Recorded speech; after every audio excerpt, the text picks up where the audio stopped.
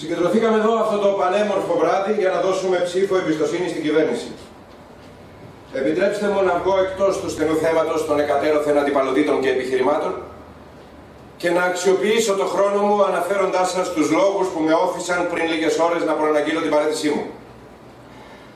Είμαι σίγουρος ότι θα βρεθούν, αν δεν έχουν ήδη βρεθεί, οι ικανότεροι συνάδελφοι να με αντικαταστήσουν. Τα αγάλματα των αρχόντων του τόπου θα ξεκινήσουν να στείνονται και οι αδριάντες πολλών από εμάς θα κοσμούν μια μέρα των ημερών αρκετά παραρτήματα των μουσείων της Μαντάμ Τισό ανά τον κόσμο. Είμαι ο Γεράσιμος Κεθαρέσης και βρισκόμαστε στο θέατρο Αλκμίδη, στα Πετράλωνα, ή Γκάζι. Παίζουμε το έργο «Εκτός ύλης» ή ο μονόλογος ενός καθομολογία εν παράλογο. Πρόκειται για ένα έργο του Κώστα του Λεϊμονή, ενός νέου συγγραφέα, βραβευμένου από την εταιρεία Νέων Λογοτεχνών. Γράφτηκε με μορφή διηγήματος. Το ανακάλυψε η Κωνσταντίνα Νικολαίδη πριν από 2 χρόνια. Της έδωσε την αίσθηση ότι είναι ένα έτοιμο θεατρικό, γιατί το έργο, το θέμα του είναι η ομιλία παραίτησης ενός βουλευτή στην Ολομέλεια της Βουλής. Δεν είναι βέβαια μόνο αυτό. Ο Λεϊμονής καταφέρνει να παντρέψει την πολιτική με την τέχνη, καταφέρνει να μετατρέψει τον ξύλινο πολιτικό λόγο που έχουμε συνηθίσει όλοι σε ένα λόγο γεμάτο ευαισθησία και συναισθήματα.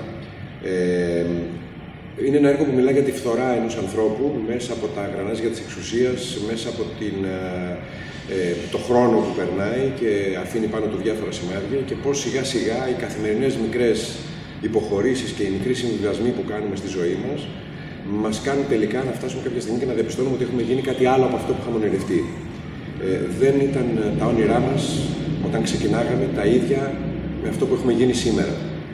Ο συγκεκριμένος άνθρωπος είναι ένας πολιτικός ο οποίος ξαφνικά παθαίνει μια κρίση συνείδησης, αποφασίζει να παραιτηθεί, να μιλήσει στη Βουλή όπως νιώθει, όπως θα νιώθει κάθε πολίτης, όπως νιώθει ο ίδιος, έχοντας πλήρη συναίσθηση των ευθυνών του και του κακού που έχει κάνει όσα χρόνια έχει διατελέσει υπουργός, να πει τα πράγματα με το όνομά τους και να χτυπήσει σε ευαίσθητα σημεία και τους συναδέλφους του και τους θεατές που τον παρακολουθούν στο όνομα του λαού που τον έχει ψηφίσει. Αν πάρει κανείς και διαβάσει τις προγραμματικές δηλώσεις οποιοδήποτε κόμματος πριν τις εκλογές, μοιάζουν σαν διαφημιστική καμπάνια τουριστικών γραφείων. Με τη διαφορά ότι τα τελευταία τηρούν τις υποσχέσεις τους. Οι λαοί της, ας πούμε, Ενωμένης Ευρώπης δεν μπορούν να κουβαλήσουν άλλη αντοχή. Πού βρίσκεται το κάλος της ειρήνης όταν σκάνε βόμβες στα μετρό και στα αεροδρόμια μεγάλων πρωτεύουσών?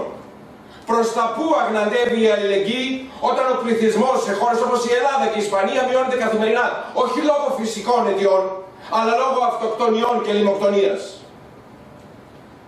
Δεν ζούμε στα χρόνια της χολέρας, κύριοι συνάδελφοι, όμως βιώνουμε τις επιπτώσεις της. Οι συντελεστές της παράστασης είναι εγώ, παίζουν ακόμη 3 ηθοποιοί, οι οποίοι έχουν κάποιες σκηνές εμβόλυμες σε flashback. Ο Κωνσταντίνος ο Μουταυτσής, ο Τάσος ο Κονταράτος και η Μαγδαληνή Παλιούρα. Η σκηνοθεσία είναι της Κωνσταντίνας Νικολαίδη. Το έργο, όπως είπα, είναι του Κώστα του Λεϊμονή. Τα σκηνικά κοστούμια της πολυτίμης Μαχαίρα. Οι φωτισμοί του Μανώλη Μπρέτσα. Η μουσική του Γιώργου Περού, πρωτότυπη γραμμένη ειδικά για το έργο.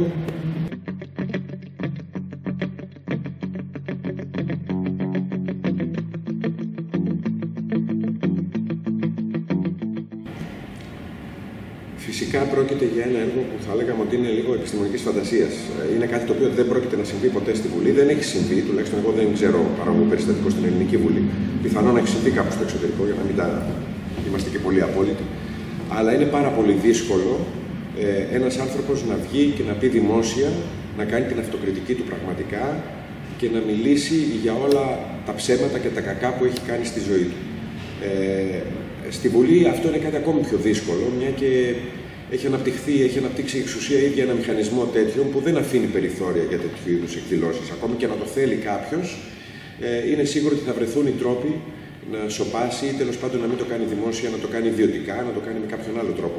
Φαντάζομαι έντιμοι πολιτικοί έχουν υπάρξει κατά καιρούς, αλλά ουδέποτε είδαμε μια ανοιχτή ομολογία της ανετοιμότητάς τους εντός εισαγωγικών όταν πια έγιναν έτοιμοι.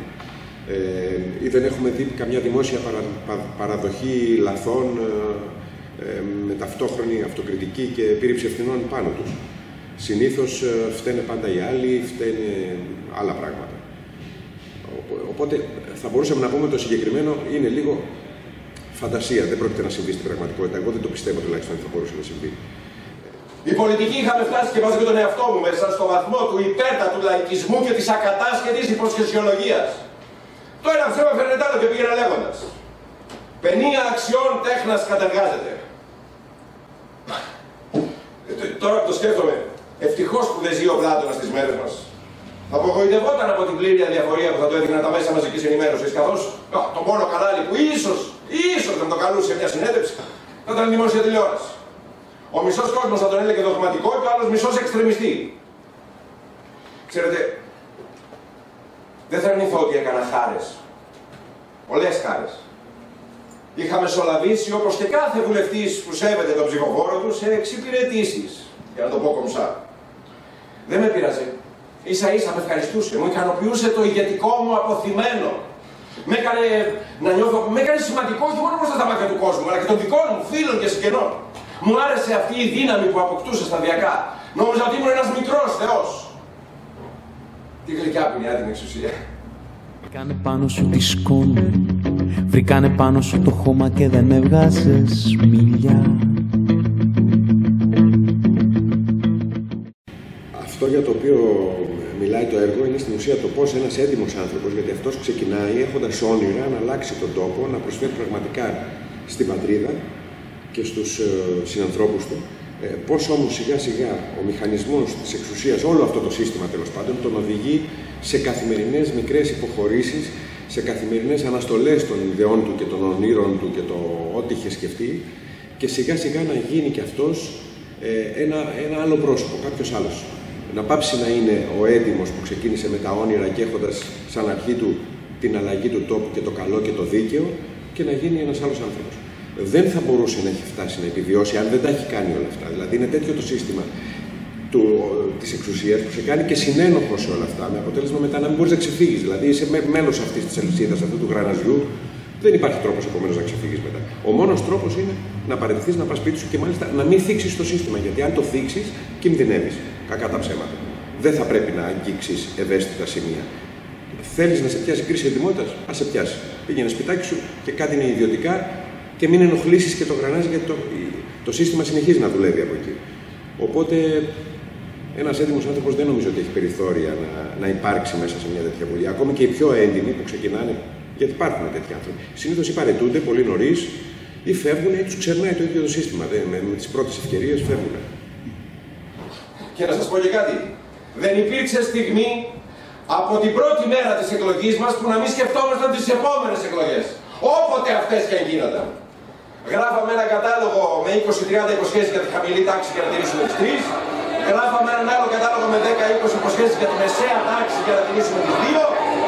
Και ένα κατάλογο με μία και μοναδική υπόσχεση για την υψηλή τάξη. Ότι θα μείνει ανεπηρέαστη.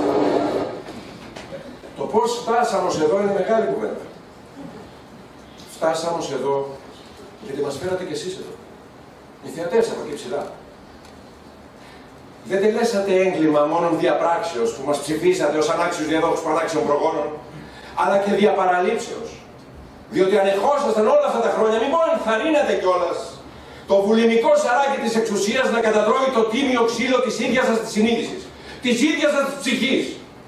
Η ηθική κρίση των λαών δεν παρουσιάστηκε μια νυχτή, εννοείται πως όχι. Τα πάντα ξεκινούν από τις αξίες. Η παράσταση στο Θέατρο Αλκμήνη είναι κάθε Σάββατο στις 6:30 και κάθε Κυριακή στις 9:30. Το πρόβλημα ξεκινά από τη στιγμή που η αξία του κουστούμιου ξεπερνά την αξία του ανθρώπου που το φορά. Αγαπώ την ιδέα των Ηνωμένων Λαών όταν γίνεται με γνώμονα τη δικαιοσύνη και την ελευθερία, την ειρήνη και την ισότητα.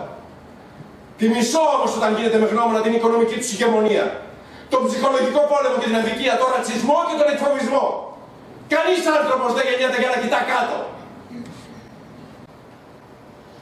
Ζητώ συγγνώμη.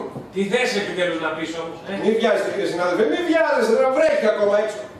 Καθίστε λίγο στη θερμενόμενη αίθουσά μας με όλα τα κομφόρ. Δεν σας ενημέρωσα στη ρεσεψιόν ότι το οίκημα που προσωρινώς διαμένεται είναι 5 αστέρων. Κάτσε, μίλα μόνος σου.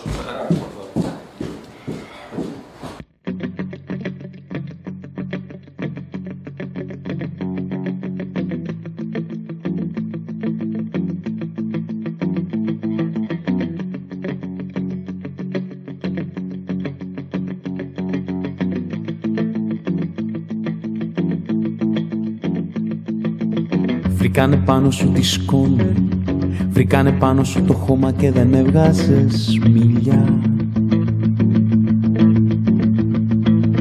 Πέφτανε πάνω σου οι λύκοι, πέφτανε πάνω σου τα όρνια και δεν έβγαζες μίλια. Σου λέγαν κάνε ακόμα λίγη, υπομονή ακόμα λίγη και δεν έβγαζες μίλια. Σου λέγαν καθίσαι στα αυγά σου για να βολέψεις τα παιδιά σου και δεν έβγαζες μίλια. Τώρα σου λένε μη φοβάσαι, μια μπορά είναι θα περάσει, μη μιλάς. Κι εγώ σου λέω ανθρωπάκο, αυτός ο δρόμος δεν μας βγάζει πουθενά. Σου λέγαν πάρε μη σε νοιάζει, γάμα τους άλλους μη σε νοιάζει και δεν έβγαζες μίλια. Οι πουλά κλέβαν τη σιωπή σου και σε ταΐζανε σκουπίδια να μη βγάζεις μίλια. Τώρα χτυπιέσαι και ουρλιάζεις, σαν το σκυλί όλο ουρλιάζεις μα δεν βγάζεις μίλια. Τώρα σου φτάνε μόνο οι άλλοι και το ξέρω σου το κεφάλι που δεν βγάζει μίλια. Κι όλοι σου λένε μη φοβάσαι, μια μπορά είναι θα περάσει, μη μιλάς. Κι εγώ σου λέω ανθρωπάκο, αυτός ο δρόμος δεν μας βγάζει πουθενά.